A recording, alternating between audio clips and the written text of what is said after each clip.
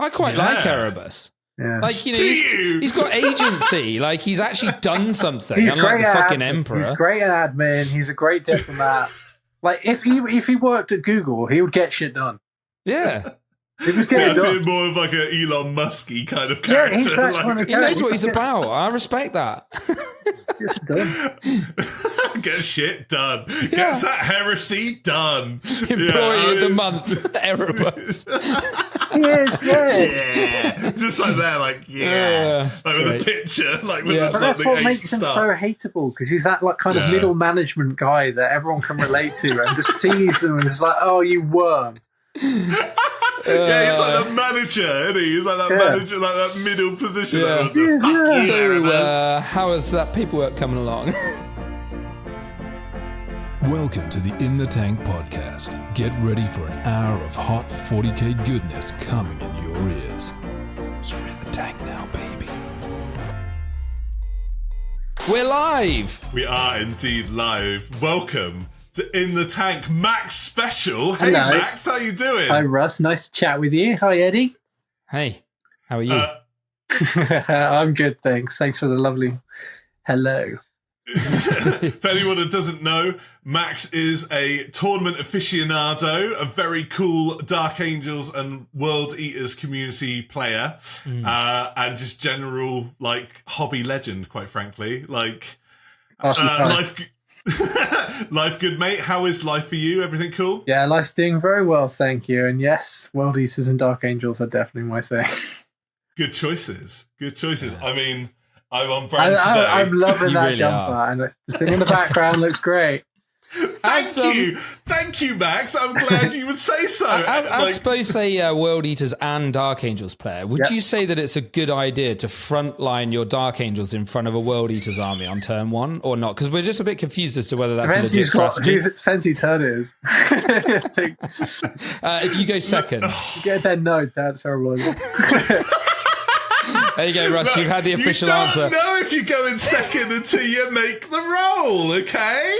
So what Ed's referring to, Max, I don't know if you heard this, but a very famous troll moment for Ed in his illustrious career that he'll never let me forget for as long as I live, where we were playing at an Oxford Onslaught event, and I decided to infiltrate a load of Terminators right in front of a World Eaters player and literally push out really far. And I was like, I just got cocky, and I was like, okay, if I get first turn, I can pin him to the wall, it'll be fine.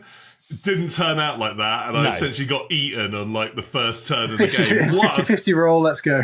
Yeah, exactly. I was like, look, it could be cool. It could be cool. I And heard your cheeks get clapped from the other side of the room. whilst Ed, no, you weren't on the other side of the room, mate. You were directly right on the behind table you, behind me, and throughout the game, you were like, "Ooh, Russ, where's your army gone?" And I was just, I terrible. turned around like 20 minutes into the round and he had like 2 units left. You're lucky I love you so much, Ed. Well, it's just gun them down. It doesn't matter what army you bring in, just try and gun them down. Yeah. Very true. Very true. Brilliant. Right then, we will hop straight into the old topics. So, depending on when this comes out, we could be on the verges, everybody, of like Christmas / New Year's. So, I've got quite an optimistic first topic for us all. So, hobby horizons. Like, what do we want from the hobby in 2025? Where we're at with that? We'll let Ed go first, and then we'll go Max, and then I will finish up with that. So, Ed, what would you like? Okay, in so hobby 2025. Is this like a wish list of things I'd like to see Games Workshop do? Not or is this something necessarily. I would like to personally do? On a personal level, what do you want to kind of do and achieve? What I'd love to do is get 2,000 points of the Gene Stealer Colts finished off, tournament ready, so that I can go to events with them early next year. Ideally, the Oxford Onslaught 4, because that would be brilliant if I could get them done for then. So that's my personal goal. And then we'll probably dive into some AdMech after that as well, which I think would just be a nice palate cleanser. If in terms of like what I'd like to see next year is I'd like to see Games Workshop stop making like one single character for each codex, and then they've actually got better at this recently with the Eldar releases and stuff. But generally, for a lot of 10th, they've gone like, here's a kill team and here's one character, and then they've got rid of all of our like old Finecast characters and stuff. There's so many that are disappearing, and for a game that's all about its fluff, it's kind of making me a bit sad. I want to see some of these like fluffy characters returning in the future. Maybe not this edition, but in 11th edition I'd like to see it. It seems like they've been cleaning out the codexes. They have. I agree with that completely. It's like the great cull of like 10th edition where everything Finecast was like gone. I don't mind getting rid of Finecast, by the way, because I fucking hate Finecast. But like that's not the problem here. The problem is replace them with actual good models like they did with Imotech and Oricon. Those were great. Where's my Trazin? No, you're true. I can't say anything. As a Dark Angels fan, I was very pleased with this edition. It's been great, hasn't it? It's been great, hasn't it? Which one was your favourite that came out? Oh, that's a really good question. I think I love the Asmodai model because I'm a movie that's bastard. it. Asmodai's mine. Oh, yeah! High fives! Asmodai's a really good choice. See, you are a peep of culture, Max. Like, seriously. Like, there we go. Like, has to be done the moodiest of the moody boys. Smoke coming out. Oh. If you don't model that with the smoke, I'm sorry, you're dead to me. Like, I know it's an optional extra, but I'm like, come on. It's like the incense is just oozing around him and he just reeks of cool. I want to create a bit of, like, disharmony now. What head did you choose for the lion? Oh, it has to be the hooded head, the hooded bear head. Bear head. Okay, I went with the hooded with the helmet. You see, that was my second choice. To be fair, has to be a hood. Has to be a hood. Sorry, Dark Angels. Hood. Has to be a hood. I just like him because he looks like Charles Dance, and he just has that like King Arthur vibe. So I had to go with it. But the hooded helmet was my second choice. Actually, I would have magnetized all of them, and I would have changed it game to game. Yeah, that's what I would have fair. That I just wouldn't have the patience for that. I think I would just lose my mind. That's not that hard. That's fine. Easy. Okay. Wow. A great salary. I can. I'm trying to turn you against each other straight out of the gate. Dude, I love Max, so like that's not happening. So it's fine. Damn it. See? Circles work together. There you go, see. Inner circle's tight, mate. Inner circle's tight. What are you chatting? So, Hobby Horizons for you, Max. How about you? Oh, very good. So let's start with my personal goals. So my personal goals is probably to get my World Eaters like modernized. Currently, they are classic Berserkers. I don't actually own any 8-bound. So when I'm playing my World Eaters, I am currently throwing the limited number of Berserkers I have. I have about 20 classic Berserkers into Rhinos with Khan. That's about it. And a Hellbreak. And that's usually what I'm trying to do, which is fun. And I have some Terminators, but like it has its limitations. So I'd like to be able to expand out a little bit with those guys because I am really enjoying them. I want them. Have you got Angron yet? I haven't got Angron. I haven't even got a new Demon friend. What? I know. I haven't even got a new Demon friend. Diabolical. That's going to be a fat Element Games cart. That is. Yeah, that is, isn't it? It's going to be like 350 quid's worth of World Eaters. Although, what a great delivery. Like that. That just make you squee and be like, oh, yeah. But like, to be fair, I mean, it's always hard, I think, when a range refresh like that happens. And you're like, oh, God, okay. Like, I need to like look into this a bit. My whole army was cold as well because most of my World Eaters included what was classic Legionnaires, Chaos Space Marines. Sure. It involved a lot of cultists. It involved a lot of like obliterators.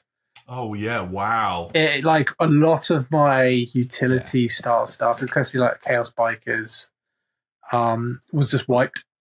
Yeah, it was sad that was. Which is, as I said, was fine if they gave us Red Butcher Terminators, and they didn't even do that. That's the one unit I wanted, and I didn't get it. That seemed like such a home run for them to do, and I was gutted for the World Eaters players because I was kind of expecting it. Because also, like every Chaos like Scarab Codex faction Cult. has their like specific like Terminator unit, right? 'Cause Yeah, you got, like, Death Guard got Blight two. Lords, Scarabs. Yeah, they Yeah, do. exactly. Yeah, exactly. They do. Exactly. Yeah, you would expect it, but yeah, I felt for you guys. I imagine that would be like an 11th edition thing. It has to be. It just I has hope to so. Because as much as I like 8-bound and Exalted 8-bound, I'm not as fussed on their lore. I Yeah. don't. I'm not as keen on the look of them. Their No, play style we're not either. is interesting to play with. They're fast. They hit hard. They're quite tanky. They're a bit middling with some of like how their stats are distributed in some ways. So they're Yeah. fairly fast, fairly tanky, fairly hit hard.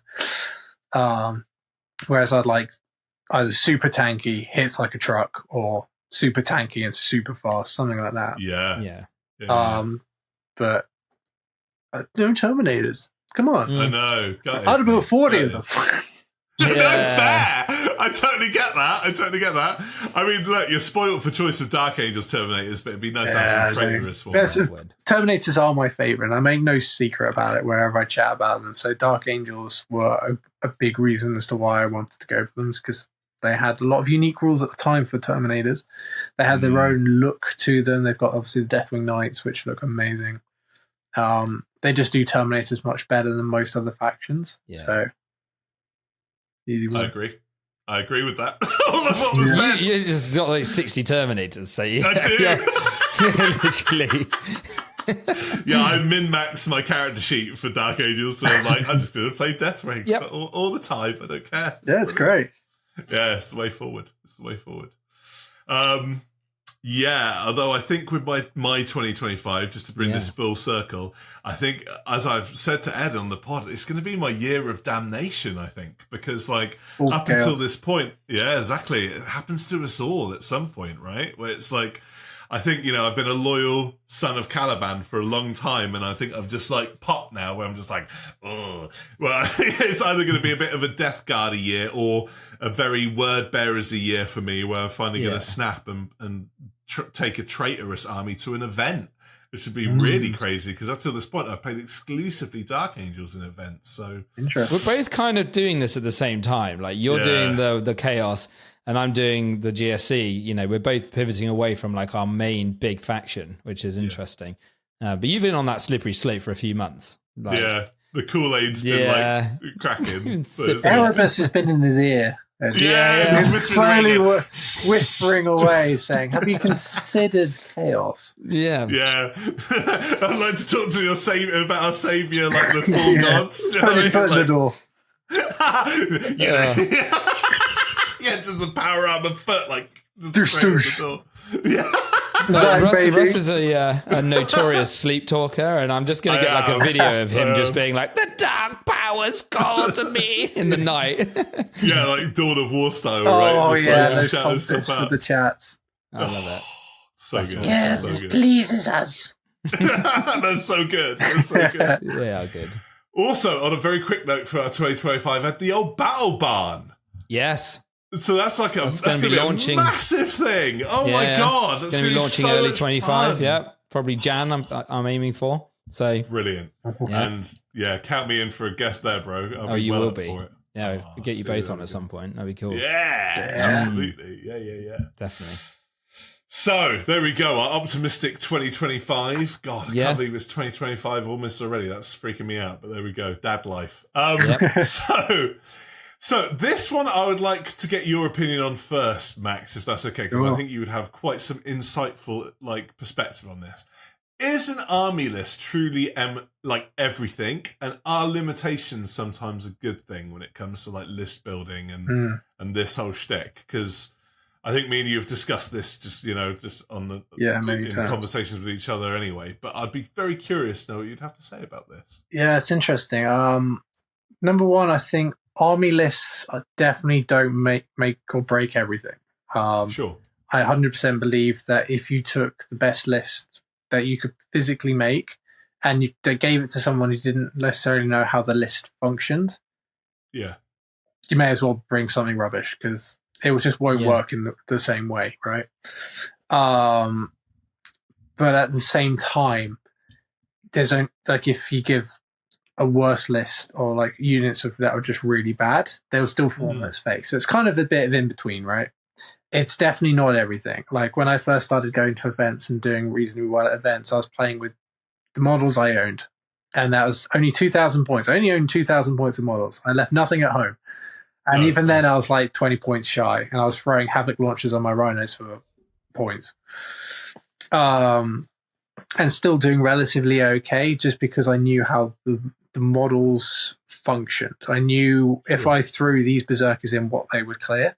I kind of knew what the math would be. I knew a rough idea of strategies to work around different kind of play styles.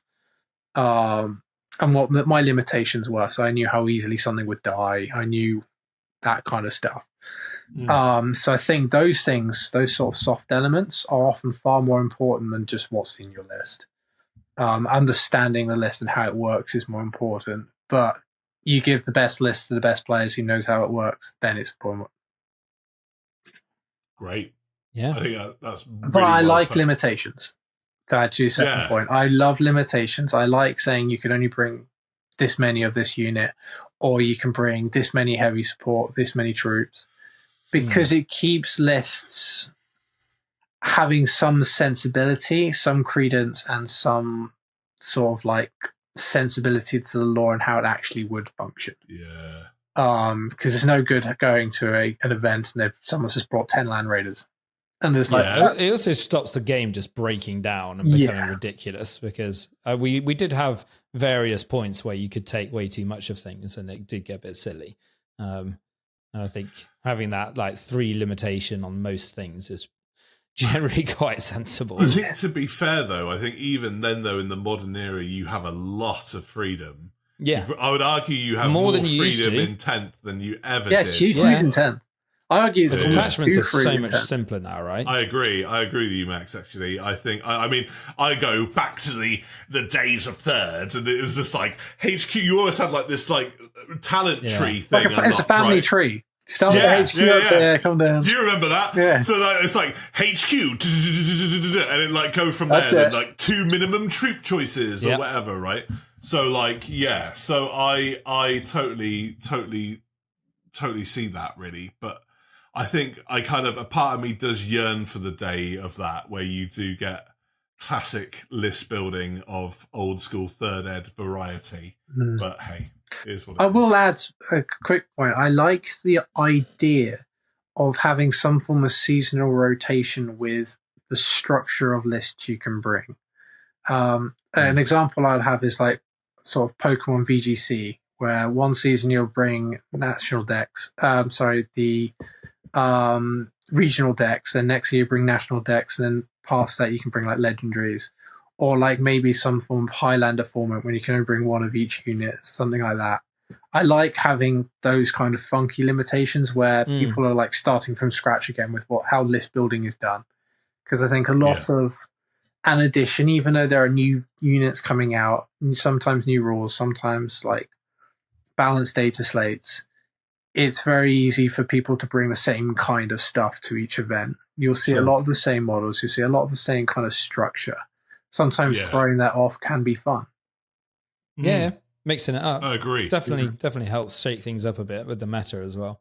Yeah. And it kind of makes you a better player in the end as well, where you work within the limitations of what you have, where it's just like, it's you just need to kind of deal with it, right? And kind of, and if it's the thing that kind of makes you not want to go to an event, just take what you've got. It's fine. People, that's what I did. Like, you exactly. do better than We've all been there. better than you think you will. Do you know what I mean? Like genuinely, like you'll do great. So like, so you really should go for it and just throw caution to the wind, really, and give it a go. So, you got any thoughts to add on that one, Russ?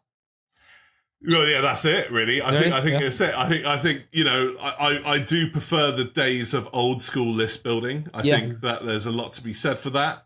And try not to min-max and just have fun, really. Yeah. And don't be too tilted by the fact that you can build with what you've got, really. Go for it. I think when people look at all the competitive stuff, obviously they start to copy lists. I'm not a big fan of, taking net lists or like cookie cutter lists, etc., and just running those. I know that some people do that to get going, and that's absolutely fine if you got the models, etc. But as you said, Max, like it's not, you're not going to play that list as efficiently as John Lennon, who wrote it, for example, you know, because he knows the ins and outs of it. He wrote it to do a very specific thing. And if you just take that, you might actually, you know, just have a really bad time because you just don't understand why he built it. Like, they will know like why they've got a certain HQ or upgrade, because they'll go, right, that tilts the math into shooting into this one particular problem unit into my favor, whereas before it wouldn't. And you just wouldn't have that kind of game knowledge if you're building your own list. Yeah, exactly. And you may not have the reps, right, to understand. No, you probably don't. You'd have no idea like what your unit could take out. Yeah. Yeah, and I think that you should also play to your strengths as a player, and I think you sort of briefly touched on that. But like, you know, if you're a very defensive or, you know, that kind of player, then play an army list that kind of plays around that play style. Because if you're playing a really aggressive list, you're going to play it defensively and then have a bad time. So that's something else to take into account. And I think that this game at its core is kind of like a puzzle game. And it's sort of like, you know, a mutual puzzle game that you're playing with your opponent at the table. But I think that puzzle starts in the list building phase, where you kind of have to puzzle out a list that works for both you and, you know, your army and on the table. And you kind of, I find that as one of the most fun mini games personally. Like, I love list building, you know, like tinkering with just tiny little, if I take this enhancement, then this gives me enough room to, you know, if I drop this, I can take an extra unit or whatever. So like that kind of list building mini game is a lot of fun. And I think you know, it's a big part of the game for me, at least. I really agree with that. I totally agree with that. Run your own race. Do what the hell you want to do. Like, you never know. Like, as we've said previously, that might be the one, like, combination of, like, things where you actually do great. And it often is the way, right? If you look on, like, Art of War, they interview so many of these guys that have, like, won GTs with the wackiest lists. And they're like, we got this guy on, he's, like, won it with a really off-meta pick. And the reason why is because it was off meta and because he knew what he was doing with that list, right? And there's something to be said about that. I mean, that's kind of how I rolled with it. When people rocked up and saw my list, they just went, I don't know what it does. Which is perfect, right? Because then you've got an advantage straight away. My answer was it does nothing. Why do you think I play GSC? It's the only advantage I get. Yeah. People don't face it enough to actually understand. Yeah. Sometimes it's tricks and it's things, and if a well played GSC player can just like run rings about someone who just plays for the wrong game plan. Yeah, and you never know, like even the most seasoned players might come up against something that just blows their mind and they're like, oh god, like I didn't expect this, and it's just it's cool. This game's so much fun like that. Like you can play it for like literally decades, and like even then you're still like, oh my god, like there's still times where you're like, I have no idea what I'm doing. Yeah, it's like I just like I don't know. But there you go. But yeah, like I mean, I'm very guilty of just like sitting around with lists and tinkering with lists until the cows come home. But that's what you get when you're obsessed with a faction and you have like too many Dark Angels, one would say. So I'm getting close to that. I've got like 3,500 points. So I'm not used to that. I know it's small money compared to what some people are talking about, but I mean, 3K is not bad. 3K is quite pokey. That gives you a lot of like wiggle room there. Yeah, that's the thing I'm having with it. I was used to just like picking up my models and leaving, not thinking about it. There's something quite like cool about that though, where you just like on the fly, like, I'm going. Yeah.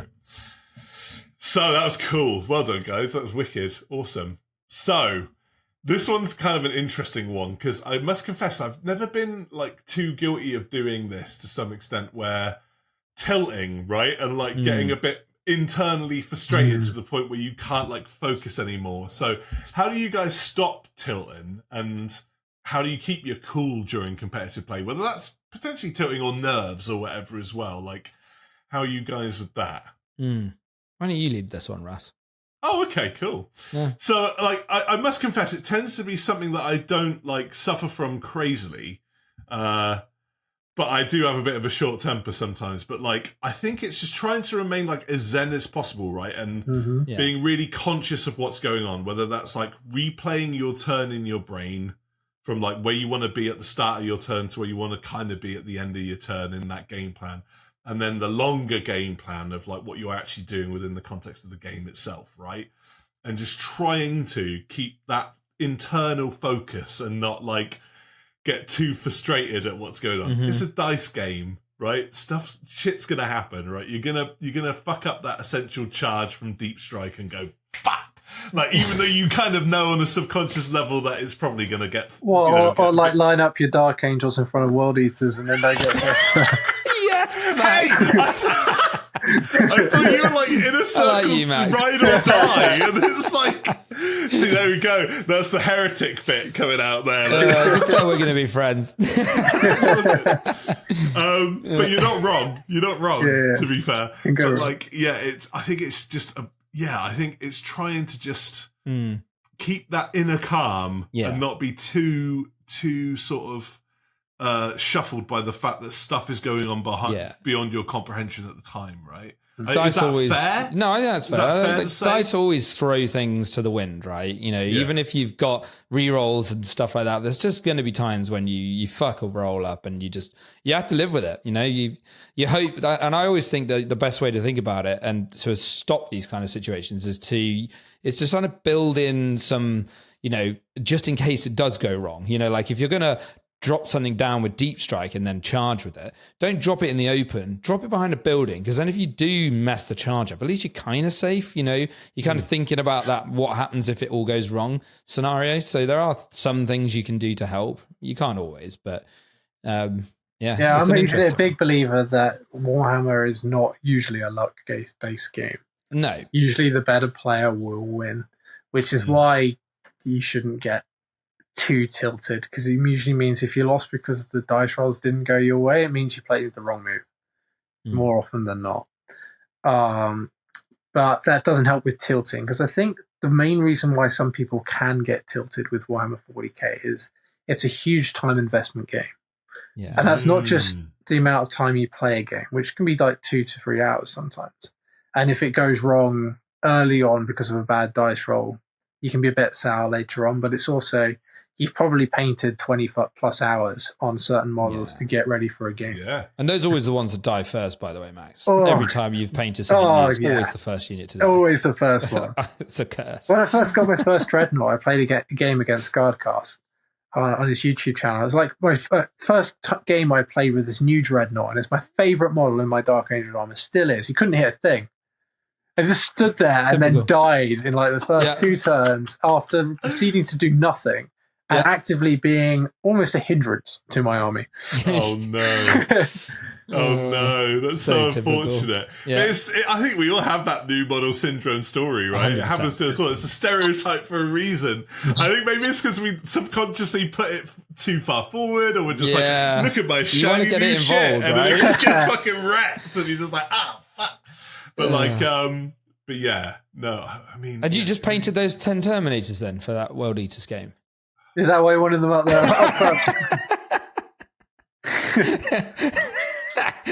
Talking about tilting. Funny that. It doesn't really help your tilting when your best mate is behind you going, what happened to your army, bro? I was going to say, actually, do you know how I deal with tilting? I turn around and annoy my mate behind me. Then it just lets all my steam out. Yeah. I think not to get too philosophical as well, just remind yourself of why you're there. It's a game with a... Right. And then making it a nice time for the opponent as well. Yeah. Because it is a social interaction at the end of the day. It's an extended 3-hour plus social interaction with your opponent. I think people forget that. Like, again, I think, it's with the sort of e-sportsification of the world where it's all about that like compete, win, Cobra Kai mentality of like, but like, that's not what the hobby has ever really been about. Even at like competitive levels, it's like, have a great game. Throw some bones. Forget. But do you get where you're coming from, though, Max? Like with that whole, the time investment thing. Yeah. Because I've had this before with things like I played loads of video games in the past. Like there's a game called Dota: Defense of the Ancients. Mm-hmm. Like that's like a 40+ minute game, and people get really tilty again if people make mistakes or things just go wrong, because you have to play it through. And it's the same with Warhammer. Obviously, you can forfeit, but generally people play it through, and it can be really frustrating. Like when you misdeploy, that's the worst one, misdeploying, and then your whole game's fucked, and you're like, God damn it. Yeah, you spend the whole time setting up the terrain. It's like playing a game with no save state, and you get to you get to the last level and then die to the boss, and you have to start again. And it's like, well, fuck it. That's true. Yeah. It's weird how important deployment is, actually. It is, yeah. Like, taking any people listening to this that are just getting into competitive play or just, getting into the fundamental thing of the game. And, seasoned players, again, can fuck this up. Deployment is so important. It is. Like, It's the so only fucking time important. in the game where every model has the exact same speed and they're all really fast. Because they've got like a 36-inch speed. Like, they can be anywhere on the board at any given time. That's when it's the most important to get them in the right spot. Yeah. And you've got to think not just one turn ahead, 2 turns ahead, how they're playing, where they're mapping, what their game plan is based on the models they're bringing down. Particularly if you've got a slow army like Death Guard, Terminators, whatever, you've got to be thinking where your guys are going to be lined up against and who against in the next 3 turns. And you can do it. Talking about Death Guard slow. Don't they all have a 6-inch scout move? 5-inch scout move. They do now. But no, you're right. Like, if you fuck up that Death Guard deployment, you're going to be in a way worse situation than like an Eldari, Drakari. Or Blood Angels. Blood Angels park at the back and then they're ready to go and turn 2 on anyway. It's also like thinking about things like how much do you leave off the board for reserves or deep strikes and stuff like that, because you don't want to do too much and then kind of screw your turn 1, but also you need to think about later on, and it's just it is a tricky little thing to plan out sometimes. Yeah, especially for newer players.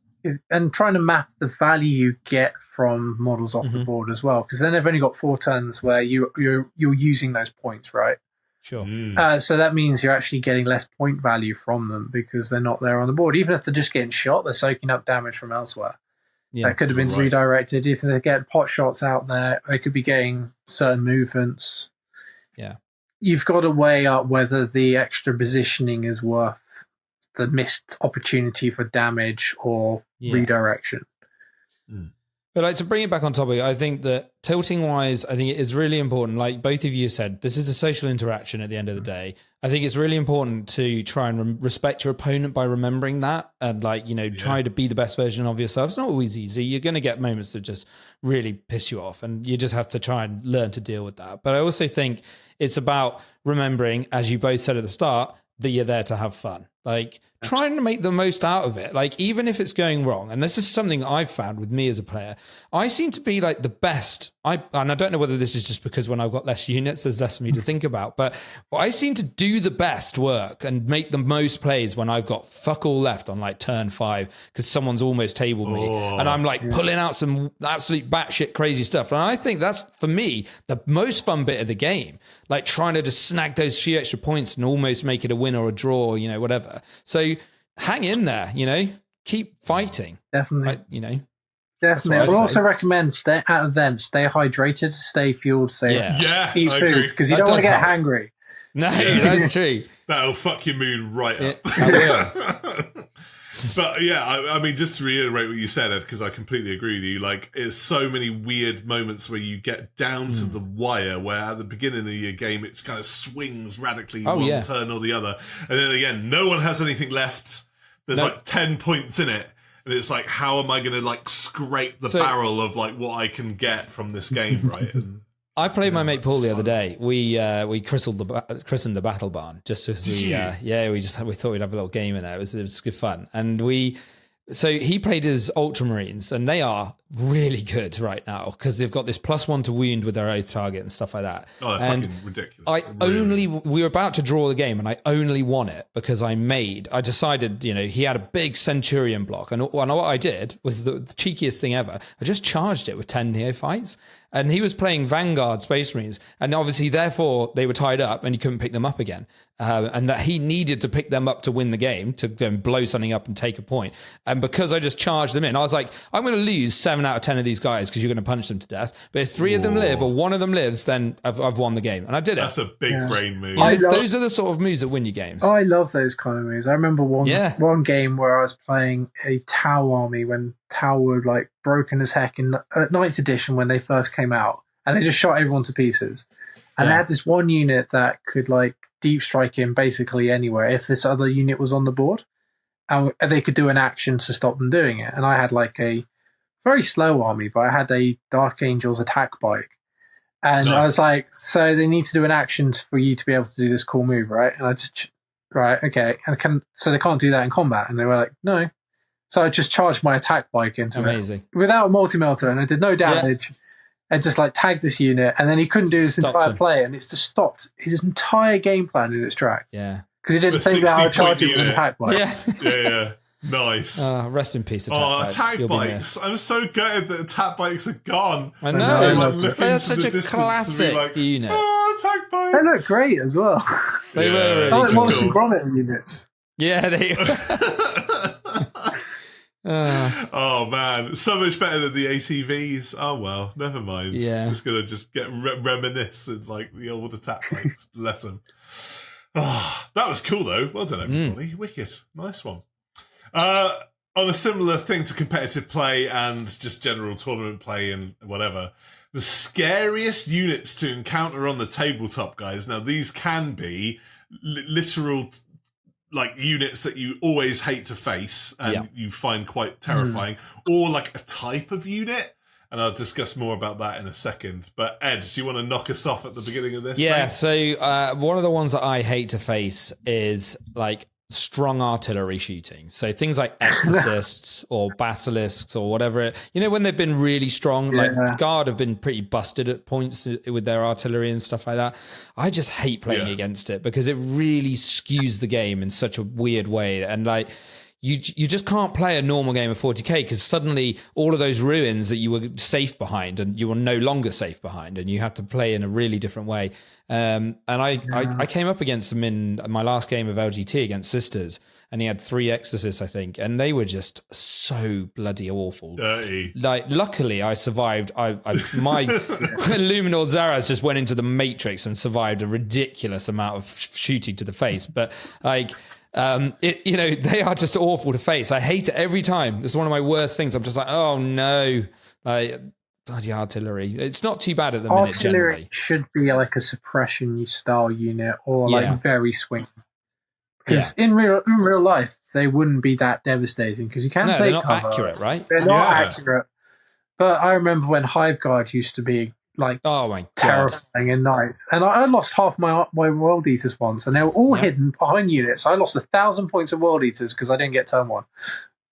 Done. Oh, that's so hard. 36 Hive Guard, all the reroll auras around it, and I just went, right, well, I'm just picking up my models then. There's nothing you can do about that though. There's nothing. The sort of skill part of your brain is like, I feel so bad. It's just I couldn't awful. have done anything different. And they're all like packed out in that back ruin, right? In the corner ruin where you just can't touch them. I there's a picture of me at Coventry, at the Coventry GT a couple of years back, while I was playing Space Wars. I borrowed my mate Sam's army. And my opponent was playing exactly that, right, Max? And there's a picture of me just sat like this at the edge of the table.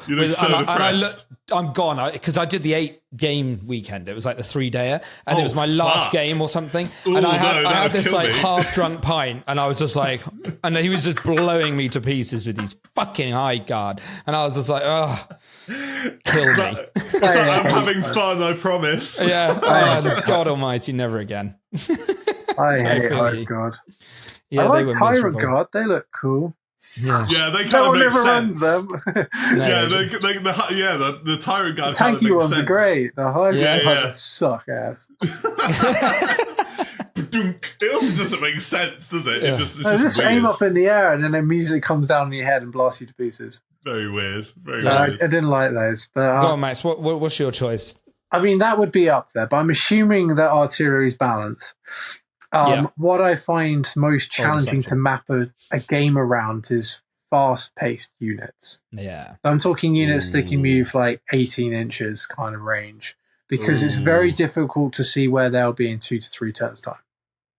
They could be doing whatever they want, really. Yeah. And when you're trying to map out a game, which is something I'd consider I'm much better at than list building, I can kind of see how games unfolding.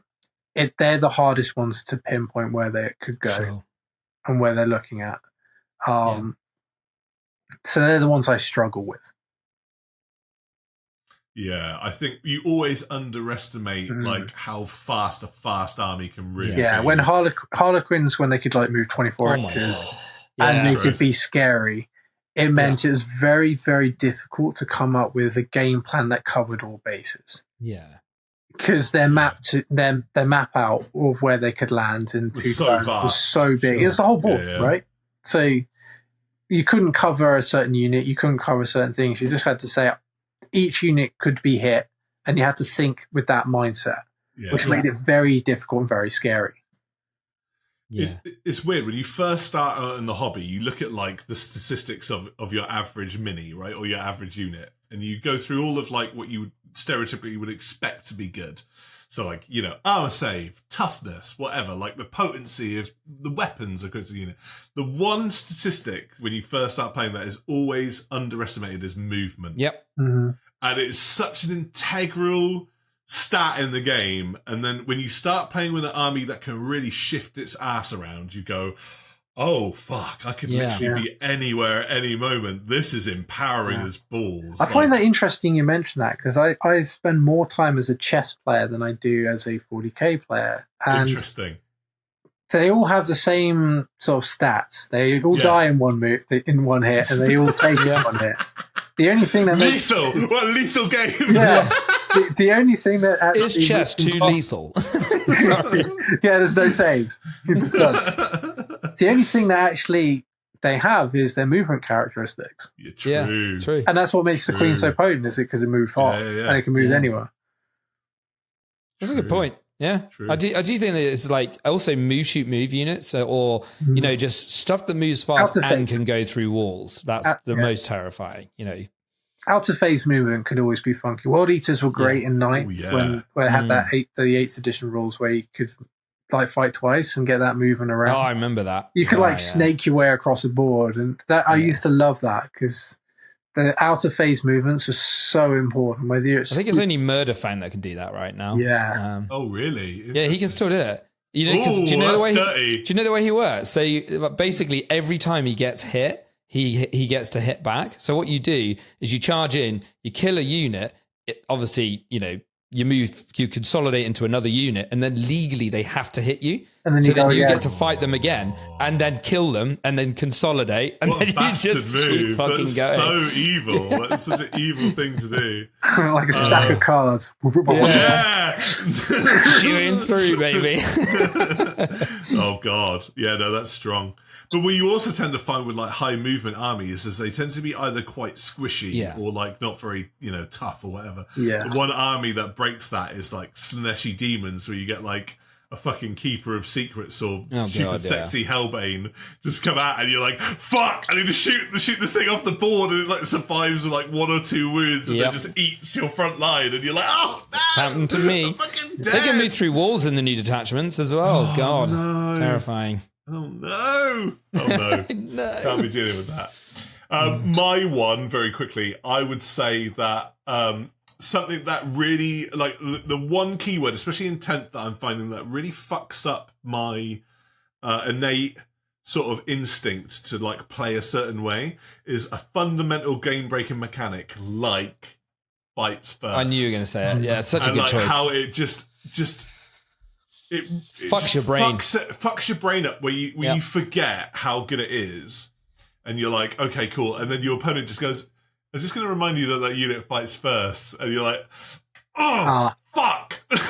Like, and they're always behind a wall. And you're like, oh no, what do I do? Do I still charge in? Is it better for me to charge in because I'm like taking ownership of what's going on here? You kind of make that brain of like, God, you know, it's called grenades, Russ. Yeah, true. And it's like, you know, on a good roll, they can kill this many units. On a bad roll, they can break this many units. And it's like, you know, I've played the Lion enough times in an event to like watch my opponent's head explode with that as well, right? When it's just the Lion's there and he's just optimally ready for a charge and just eats whatever gets charged at him. So they're interesting puzzles, those units. Yeah. Because you have to really think about, are they shootable?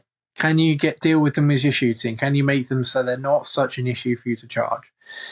And then it's a case of, can you make sure they're on the wrong part of the board for them to get to do their damage or to be away from objectives? They're not scoring them points. Can you distract them?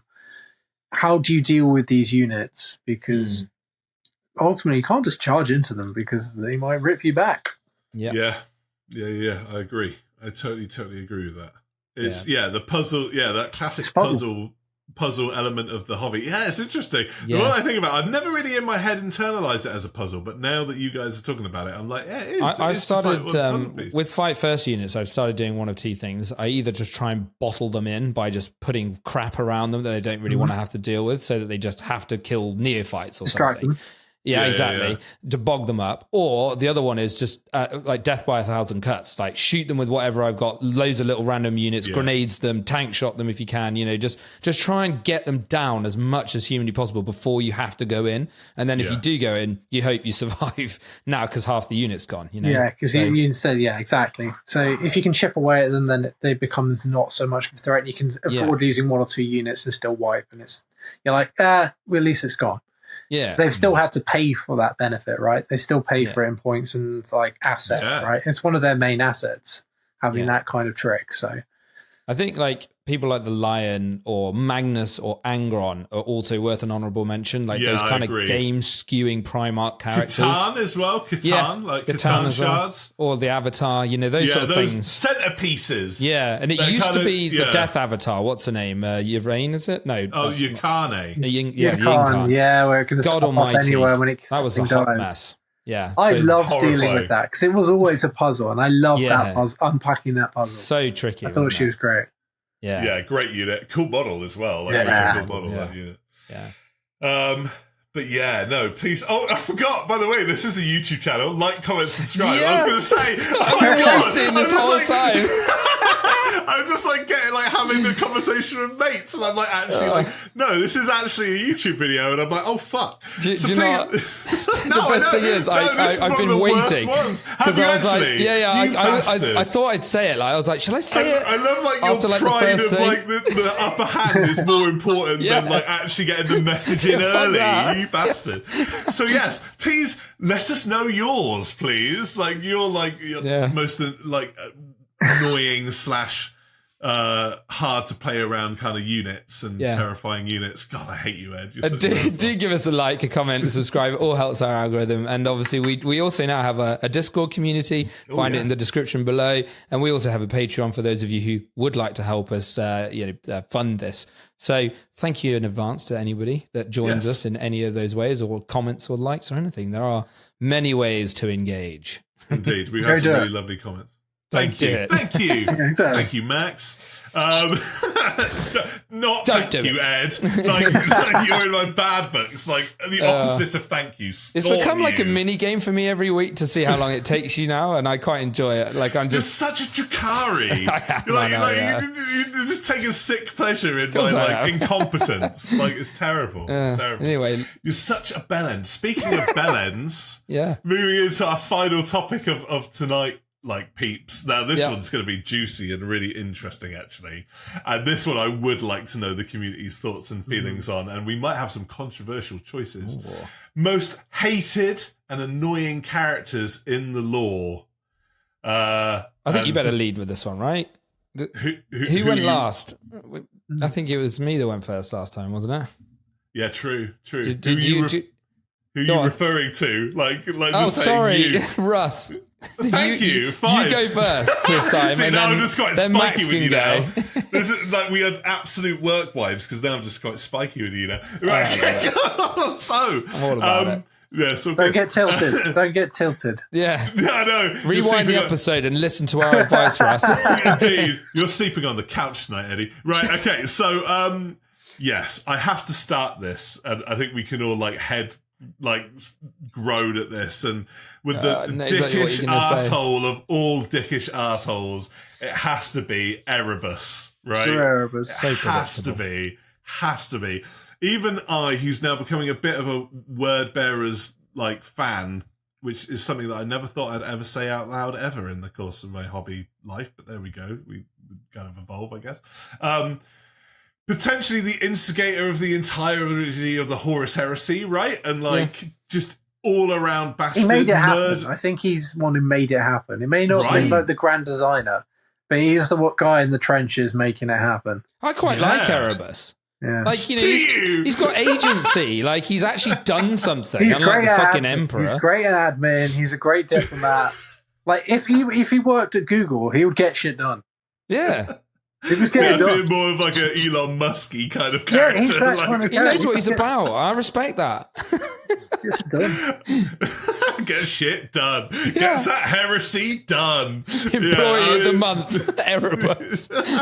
Yes, yeah. Yeah, just like there, like like with great. a picture, like with Yeah. the, But like that's the what eighth makes him star. so hateable, because he's that like kind of Yeah. middle management guy that everyone can relate to and just sees them and is like, oh, you worm. Yeah, he's like the manager, isn't he? He's like that Yeah. manager, like that middle position. Yeah. That was Yeah, yeah. So, Erebus. how is that paperwork coming along? I mean, I don't know. I the thing that really got him for me was I love Argyltal. Yeah. Like, one of the main reasons why I love the Word Bearers is because Argyltal is such a dude, and his like bromance that he had with Khan was so genuine and pure, and like, spoiler alert for people obviously with the heresy and stuff, and like that, just what Erebus did to Argyll was just inexcusable as far as I'm concerned. And there's been like a few lore moments with like Erebus where you're like, that was just unnecessarily spiteful. It's like, it's one thing to like start the heresy in motion, but it's another thing to be that much of an asshole, right? You're just like the mustache twirling true villain.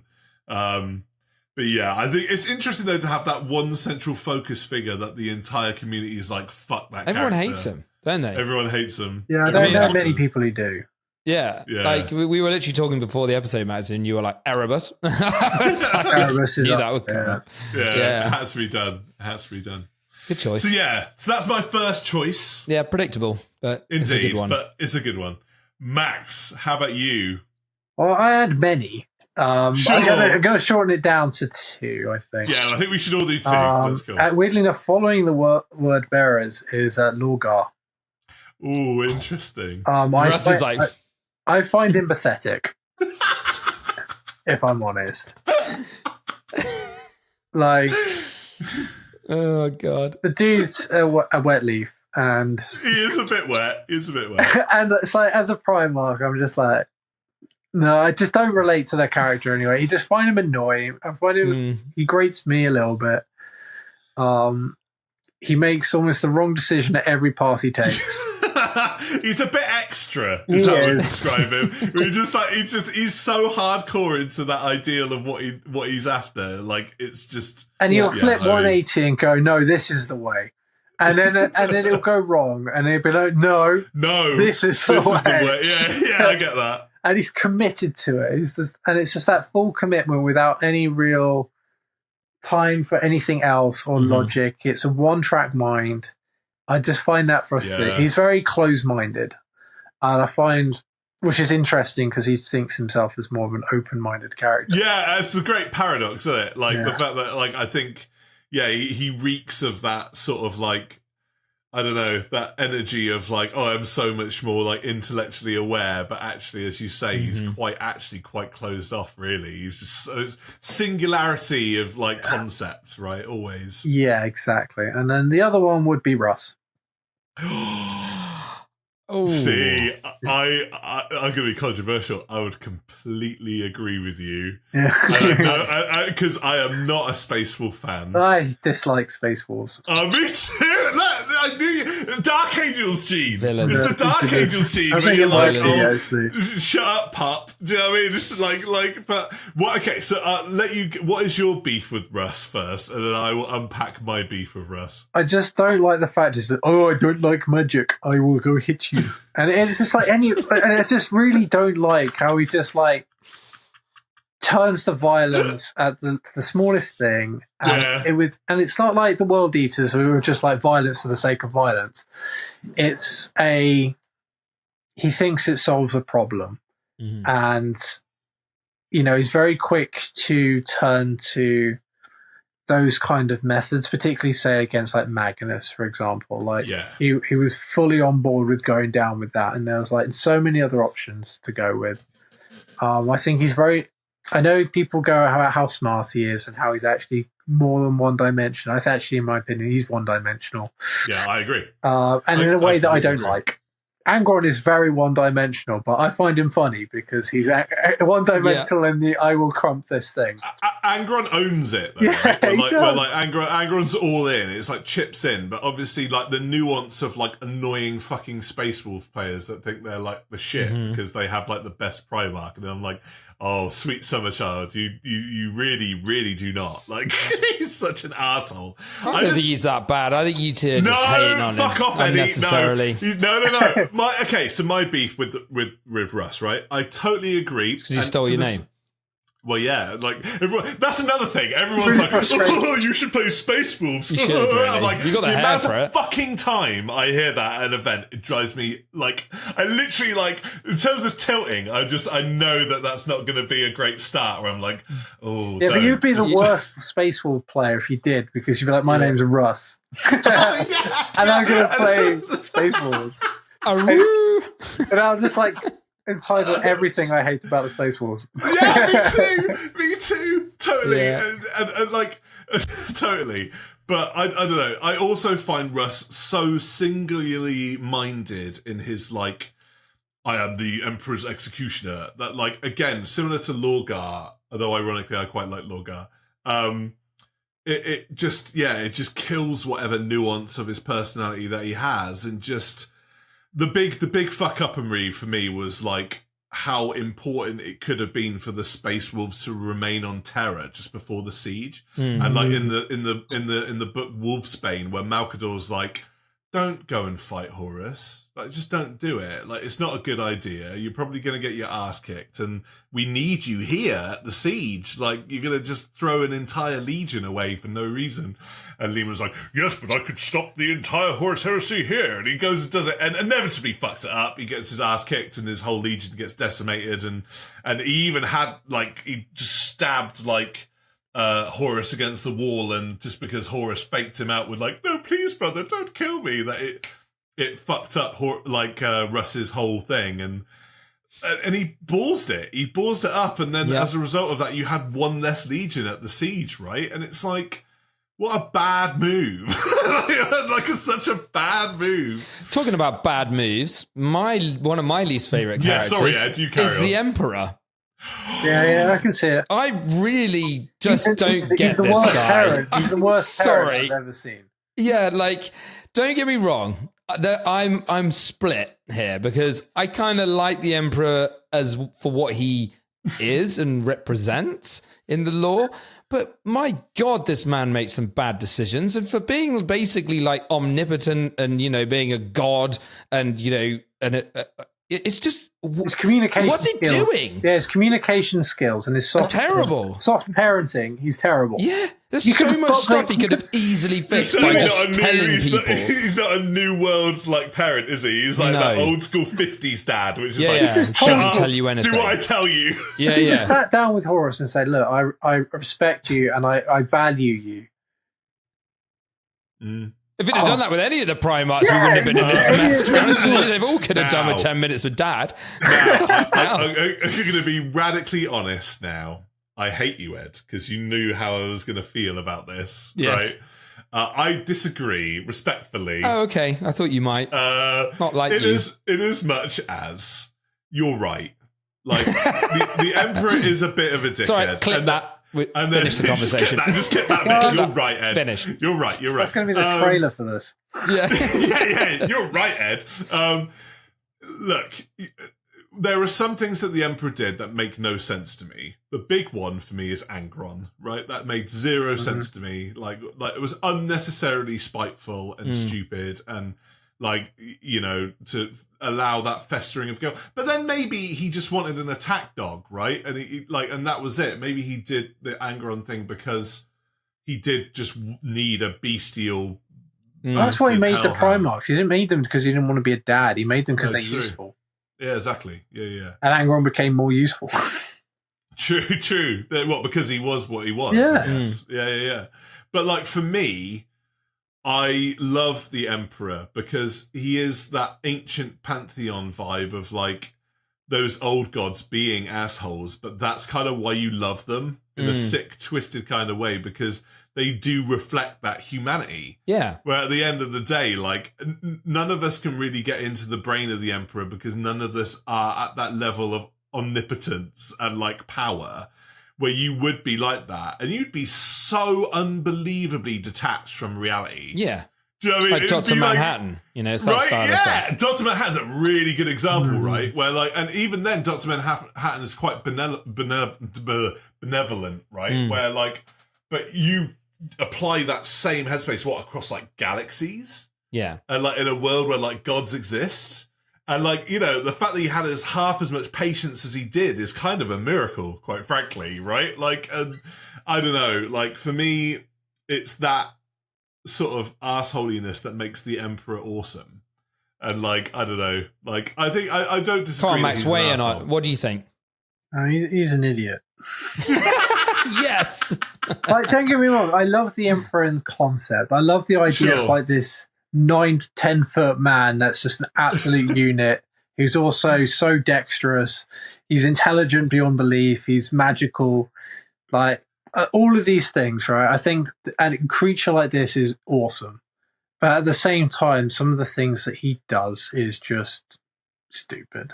And it's just like any parent, any person with any communication skills would know that he could get what he needed done if he just brought people in on his plan. Like Magnus, for example. If he just sat him down and said, look, this is why.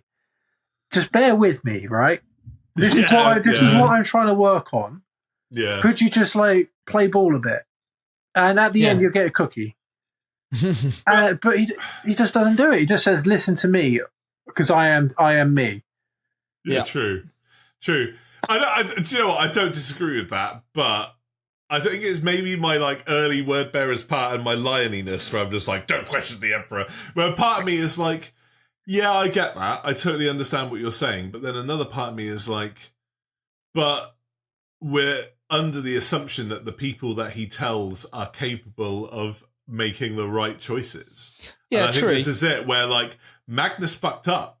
Like, in as much as he lost an eye because he tried to make deals with powers that he didn't understand. I mean, granted, the Emperor could have sat down and talked about it, right? And stuff, but, like, maybe the Emperor knew inevitably that, like, by letting people in on this, there is that greater chance of corruption and that actually, in the grand scheme of things, this ain't going to work out. Do you know what I mean? Like he's got trust issues, then, is what you're saying. Yeah. Okay, I agree with that. I totally agree with that. But I think maybe he's right. Because I think if he would have possibly considering 9 of them turned against him, I can see it's probably not bad. Yeah, it's probably not far off the truth, to be honest. Better than 9 than 20. Yeah. Do you know what I mean? Like, I have no issue with the Emperor being a flawed individual, by the way. Like, I think that humanity aspect of him, and like you were talking about, you know, that sort of ancient pantheon of gods style of thing where they do make mistakes, etc. Like, that's cool. It's just that a lot of his stuff is so... I think it's because of past lore. You know, it's already been written and it's kind of hard to unwrite now. And he's done some dumb stuff in some of the books and various bits of literature. Like, I think I always wind you up and say that he's, you know, it'll all come to fruition in his master plan. You'll see that all these mistakes weren't actually mistakes. They're all part of the plan, which you hate. But... it kind of feels like that has to be the only way. Sorry, what was that, Max? As he sits in the chair, absolutely like disintegrating in front of everyone's eyes. Yeah, this is exactly what I had in mind. This is what I wanted. It's true. I just love the taste of psychers. Yeah, exactly. So that was his thing the whole time. I just want to eat psychers. That's what I want. No, fair. No, totally fair. My other choice, very quickly, Conrad Kurz. Fuck you, Conrad Kurz. Yeah, you're not a big fan of him. I hate Conrad so much. Like, people... Again, it's similar to the Russ energy where, like, Night Lords fans are just annoying. I just find them so annoying where they're like, yes, but he's the strongest Primarch and, like, you know, like, Batman. And it's like, no. I don't think he's the strongest Primarch in any way, shape, or form. No, but people just get really, like, funny about the fact that he has such a good track record at, like, fighting other Primarchs. And I'm like... because he's snaky. He is so snaky. Snaky. And it's that foresight thing, right? Where, like, again, I just find the fact that, like, foresight completely dictated that character's future, ironically, But actually, as the Emperor and Sanguinius kind of knew, it was kind of one of many fates, right? And like he was always obsessed with like the self-fulfilling prophecy of his own like foresight, and just how sad that is. And like, and also he's just a psychopath that like murdered millions of people. It's just like, you know, granted, like obviously Horus did it, but I think they all did it. They all did it. They all did it. Everyone has done this. It was potentially grim and stuff, but you know that Conrad's just like he loves it. Yeah, he loves it. He loves it. He's just like, yeah, look at my scary lightning claw. Yeah, Gilliman will wipe out a city because he was told to, and he says, "This is the right decision." Conrad would do it because of the shits and giggles. Yeah, because he's a mean bastard, basically. I love the idea of, you know, Conrad losing his marbles because of his, you know, foresight. And then you've got Orican just sitting there going, idiots. Yeah, true. Very true.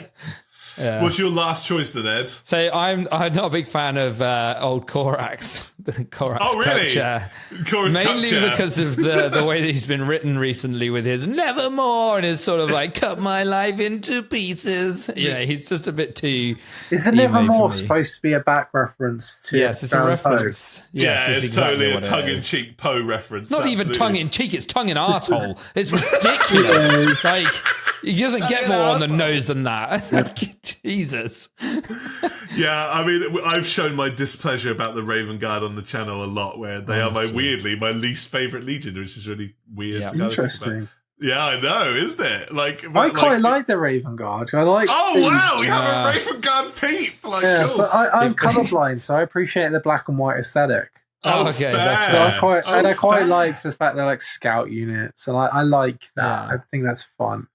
Well, we have deconstructed our hatred of like the Raven Guard in the past. We won't subject that to you, Max. But needless to say, we're not a fan. But like I don't know. Like I just find them just very cringe and just quite unnecessarily emo. They are very much, aren't they? Like, I don't know. They're cringe. I won't run from that. I won't run from that. But yeah, that's cool that you chose Korax, Ed. Yeah. Like, I think listeners of the channel will be like, yeah, okay, that makes sense. Oh, cool. Well, that was fun. That was fun just to hang out with some mates tonight. So, that was cool. Wait. We've got one more question. Yeah, there's one more question in the back, right? Sorry. Come on. God, Russ, you wrote the questions. I know, Master of Topics stopped the ball. As always, Eddie's always right. Oh! That hurt more than anything else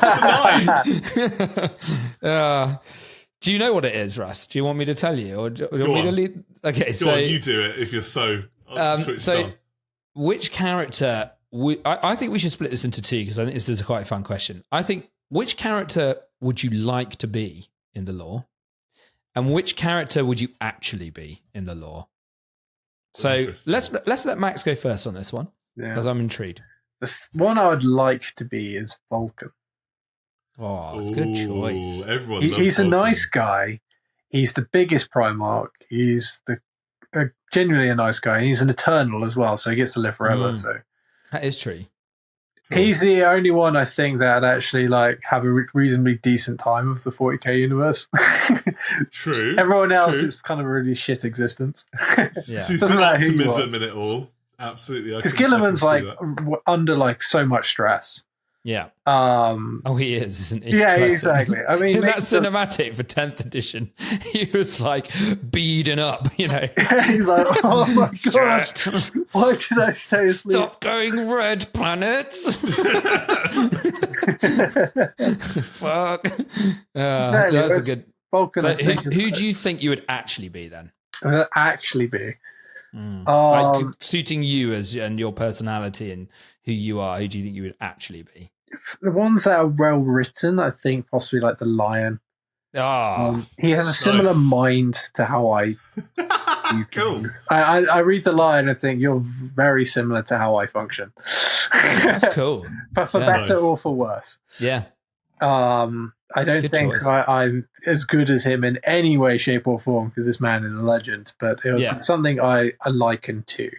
Yeah, you're like Wish the Lion, basically. Yeah, that's cool. No, it's nice to sort of see elements of your personality reflected in some of these characters as well because it's quite cool. Particularly like the later books as well. Like you see how he's become more self-reflective. Yeah. And I actually see that in the way my life's planning out now. As I get older, I feel like I'm the lion in that book. Yeah. But I'm looking back in things and it's like, oh, okay, I see. Maybe I could do things slightly differently. That's cool. I like that. Good choice. Oh, I'm going to let Russ keep panicking about his choices while I go through mine. So the one that I would like to be is I just seen you go, Sharp, Ed! Sharp! You just sound like behind like, the wizard's He's curtain. got very quiet. I keep seeing you got bringing quiet. up Windows on your computer. It's great. I can see the reflection in your glasses. He's like, fuck, who did I say I was going to be? Where did I write this topic? I don't remember asking them this question. How do they both know about this? But I didn't even know, and I master topics. He's also gone very quiet as he's starting. Yeah, Hold your phone. I'm really enjoying watching you sweat. Anyway, You guys so suck. on that note, who I would like to be is quite obvious. It would be as drew by Elvect, because I think he is the coolest, like, mustache nice. twirling arsehole in the whole lore of the game. And I think you would just have so much fun in his position. Like, you could just be... Even if you just stayed in Komorra, you could just have an absolute blast, like winding all the other Drukhari up, to be honest. Beck's a crazy character. He's awesome. He is mad. He is yeah. proper mad. Like the true mustache villain of the entire piece, in my opinion. So that's who I would like to be. Who I would actually probably be. So in the Infinite... No, it's not in the Infinite and Divine. In the Twice Dead King, I think it is. The first book, this is a Necron book, and they basically talk. They're being full on crusaded at this point in the planet. That's right at the start, so minor spoilers going forward. But basically, they're being crusaded by, I think it's like the Black Templars and all kinds of stuff, and they're in big trouble. This Tomb World, and this guy is one of the Necron overlords called Dennett, and he is known as the Master of Monoliths. And he has a legion of monoliths pocket dimensioned away, right? But he's lost the keys and forgotten what codes are to get into that pocket What a dimension. muppet. So he's absolutely... so funny. I actually relate to that guy useless. more than the lion now. Yeah, I think as an ADHD with like my terrible working memory, like I think that is just bang on who I'd be. Like this sort of cooked old Necron who's just like, just real deep in the whimsy and sort of like, just completely lost track of things. And I'm like, I'm trying to help. So that would probably who I actually would be. That's a fun choice. Yeah. That's very cool. Have you come up with yours yet, Russ? Or Yes, I have. Oh, well Shut done. up, Ed. That's pretty quick, to be honest with you.